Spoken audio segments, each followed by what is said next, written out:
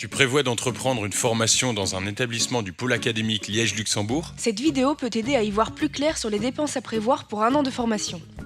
Parlons d'abord des dépenses liées à ton logement. Certains étudiants restent à leur domicile et d'autres louent un logement. Dans ce cas, plusieurs formules existent, cote individuelle, home étudiant, colocation, internat, maison Erasmus.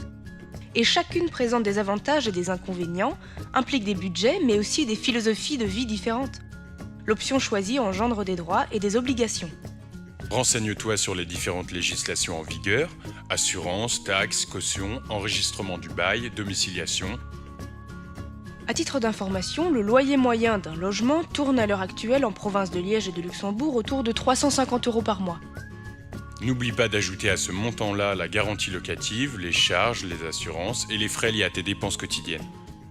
Pour diminuer tes dépenses liées à ton logement, il existe des bons plans. Privilégie les logements proposés par ton établissement, les loyers y sont démocratiques.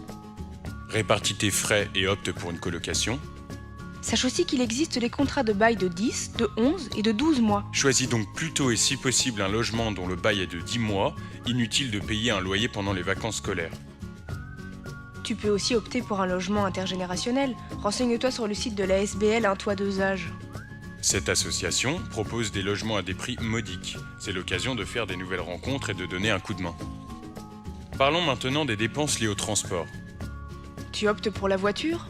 Un confort personnel, certes, mais qui a un coût d'achat auquel viennent s'ajouter les assurances, les entretiens, l'essence. Tu optes pour les transports en commun? Sache que ceux-ci sont une option avantageuse et écologique. Si tu as moins de 26 ans, il existe différents types d'abonnements dont certains sont spécifiques aux étudiants. Par ailleurs, la carte campus constitue la formule idéale pour les étudiants coteurs. Pour diminuer tes dépenses liées au transport, il existe des bons plans. Le covoiturage et les voitures partagées, par exemple. Et enfin, le vélo est aussi un moyen de transport économique qui te permettra de garder la forme.